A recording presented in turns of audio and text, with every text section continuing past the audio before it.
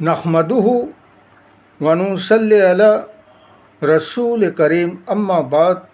पश्चिम बंगला राज्य all India मुजद्दिदिया mission सर्वधर्म सम्मेलन कमेटी के सदस्यों हैं हम मोहम्मद आसिफ।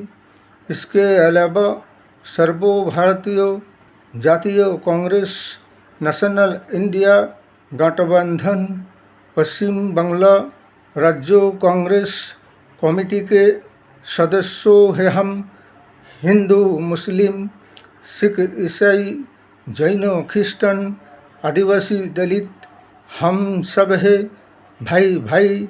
मजहब नहीं सिखाता आपस में बैर रखना। हिंद है हम, ये वतन है हमारा।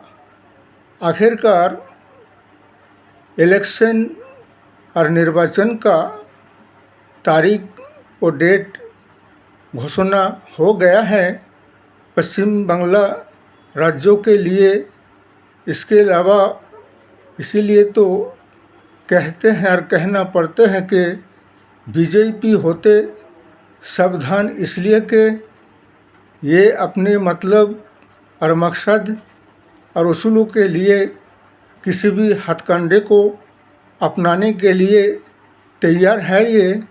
इसलिए कि SIR से लेकर बेईमानी, बेइंसाफ़ी, लूट कसट, चोरी छिनताई, किसी भी तरीक़ा को ये बाद नहीं देते हैं। इसलिए कि हमारे जितने भी विपक्ष राजनीतिक दल है और पश्चिम बंगला राज्य शासक दल माननीय ममता बंदोपाध्याय, इसके अलावा हमारे सर्वभारतीय जातीय कांग्रेस, इसलिए कि इलेक्शन और निर्वाचन के मौके पर हमारे पश्चिम बंगला राज्य कांग्रेस कमेटी से हमारा यही कहना है कि हमारे पश्चिम बंगला राज्यों में 294 विधानसभा सीट है।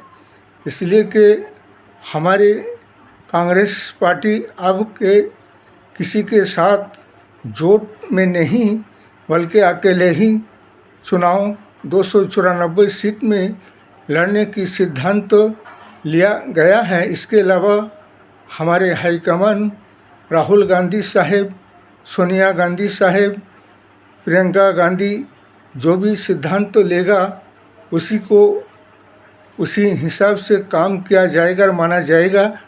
और अभी हमारे जितने भी पश्चिम बंगला राज्यों के कांग्रेस के लीडर और नेता मंत्रियां हैं और कांग्रेस समर्थक जितने भी हमारे पार्टी संगठन के लोग हैं, उन्हें जिला स्तर पर, पंचायत पर और विधानसभा केंद्रों पर अपने चुनाव की इलेक्शन की प्रचार प्रसार करना होगा। उसके अलावा हमारे राहुल गांधी साहेब को भी और प्रियंका सोनिया को भी पश्चिम बंगला राज्यों में आना होगा।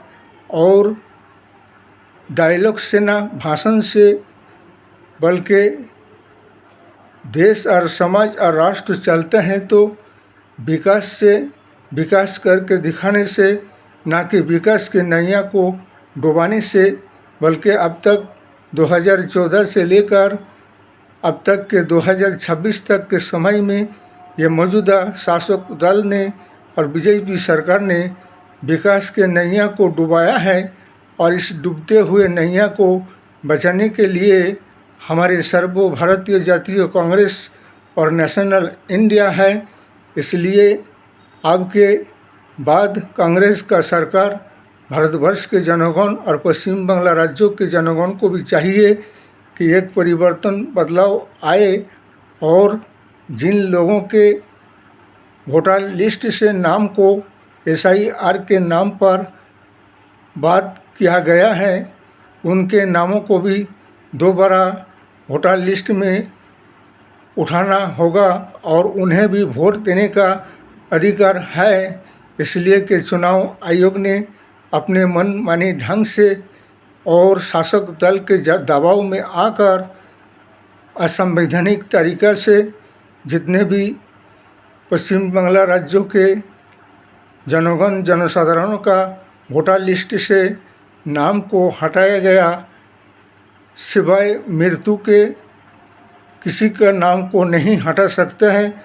और अगर कोई लड़की के शादी होने के बाद वो अपने मायके से ससुराल चले जाते हैं तो उसका वोटर ट्रांसफ़र होगा, लेकिन ट्रांसफ़र के मतलब ये होगा कि उसके माँ बाप के वहाँ के वोटर लिस्ट से उनके नाम को काटा जाएगा और उनके ससुराल के वोटर लिस्ट में उनके नाम को उठाया जाएगा।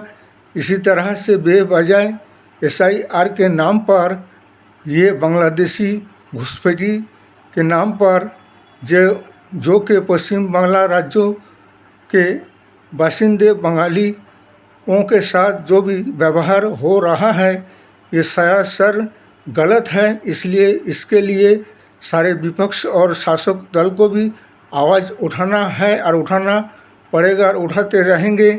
और जब तक कि इन लोगों का नाम जिनका वोटर लिस्ट से अलग रखा गया उनका नाम भी वोटर लिस्ट में उठाना होगा और उन्हें भी वोट देने का अधिकार है। लेकिन चुनाव आयोग और BJP शासक दल कौन होते हैं कि उसकी संवैधानिक अधिकार को छीनने वाला, उसे उसकी जनमत अधिकार से रोकने वाला। इसलिए सबको ही मिलजुल के इसके खिलाफ आवाज़ उठाना होगा और सबको वोट देने का अधिकार है। किसी को गणतांत्रिक अधिकार से रोकने का किसी को कोई हक नहीं, बल्कि ये असंवैधानिक तरीका है। इसलिए आइए एक नई भारत और देश का निर्माण करें और देश को विकास के राहों पे आगे बढ़ाते हुए लेकर चले। इस वीडियो को ज़्यादा से ज़्यादा लाइक दीजिएगा, शेयर कीजिएगा, सब्सक्राइब दीजिएगा। जय हिंद, जय संविधान, जय भारत।